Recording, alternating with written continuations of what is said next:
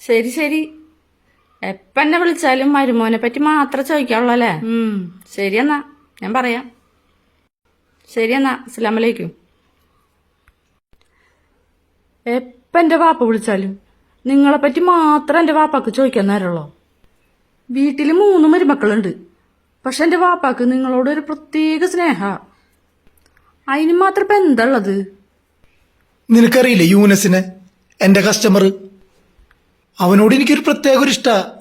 നിനക്കറിയാലോ, ഞാൻ വീട്ടിൽ കൊണ്ടുവന്ന് ഭക്ഷണം കൊടുത്തിട്ടുള്ളല്ലേ. എന്താണെന്നറിയില്ല, ആളോട് എനിക്ക് ഭയങ്കര സ്നേഹം, ഭയങ്കര റെസ്പെക്റ്റാ.